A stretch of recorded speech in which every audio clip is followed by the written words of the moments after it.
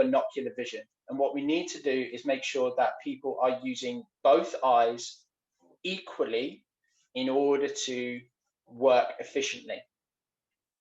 Now, I've got a little thing for you to do, and I don't know if you can see it. A picture's just popped up onto your screen. What I would like you to do is to put your hands out in front of you and create a triangle. Okay, so put hands out in front of you, try and create a triangle like this. Okay, put them up into the air and pick a point on the wall that is approximately, I don't know, 10 feet away from you, but you can target on the wall. Ideally, it's a clock. Ideally, it's a door handle or something like that. And all I want you to do is to try and make sure that that object is in the middle of the triangle with both eyes open at this present moment in time. Now, when you have done that, what I want you to do is to close your left eye. Okay, so just close your left eye. Now, what happens to that object that you have placed into the middle of the triangle? Does it move left or right? Does it go completely out of the triangle itself? Open your left eye and then close your right eye. Once again, does the target move? Does it go completely out of the triangle? What happens? Okay? So, some of you may have got to the point where when you close your left eye, the target is still completely in dead center of the triangle. And that is perfectly fine. If you open your left eye and then you close your right eye, you may all of a sudden no longer see the target, whatever it may have been. It may have been a light switch or whatever, okay? If that is the case, then that means that you are right eye dominant. So if you close your left eye and you can quite happily see the target still dead center of the triangle, you are right eye dominant. If you close your right eye and the target is dead center of the triangle, that means you're left eye dominant, okay? If it doesn't move at all, it means that you're binocular, and that's fantastic, and that's what we're trying to get to here. That's what we want to happen. The reason this becomes a really big issue is because if you're not what's called binocular, you start to have issues with other things such as judging distances, depth perception, pacing, and things like that. As you start to go through a game and you start to become more and more fatigued, your brain becomes more fatigued. Now remember, vision happens in the brain. The brain cannot correct this issue that we're having with the hardware.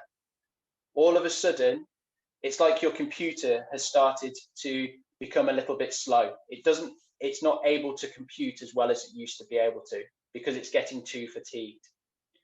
Put in another way, it's like tracking in a car, tracking of your wheels. If you're going down, if you're going down the road and you're tracking slightly out, you're going to start to veer off a little. It's not going to be as smooth and as true as it was done. Okay, so these are important points to consider when we're looking at eyesight training. Just skipped a screen.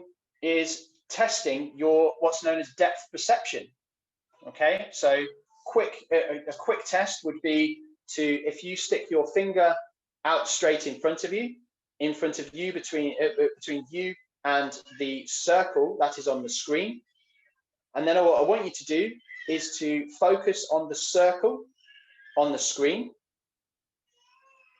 and then focus onto your finger. Focus on the circle and then focus on the finger. Now what we're trying to do here is for you to try and flip between something that's relatively close to something that is relatively far away. Now the idea is within a game, you are having to do that all of the time. You're having to watch a player that potentially is a few feet away from you, but then quickly the ball's been transferred over to the other side of the pitch, and you're having to watch the ball and quickly go, and your vision has to go to the other side of the pitch. Now, once again, this is a skill. By definition, skills need to be trained, skills need to be learned, and they can be forgotten. They can be, they can start to wane if they're not practiced. So this is something that I'm trying to get people to do as well. So the depth perception is maintained. Now, I've just got you to think about something that's only an arm's length away. Now you can start to be quite clever with this and do other things around the house. So things that are a bit further away, looking at signs and then looking at something that's further away than the sign, and so on and so forth. But the ultimate, probably the thing is that we're trying to do here is to try and make sure that you're flipping between something that's close and something that's far away. Now, finally, last kind of tips really for training the eyes and the eye muscles is strengthening the eye muscles can do a lot to enhance your decision making. You can use them to enhance your depth perception. If you are a little bit not quite binocular, you can start to train your eyes to become more centered in its vision.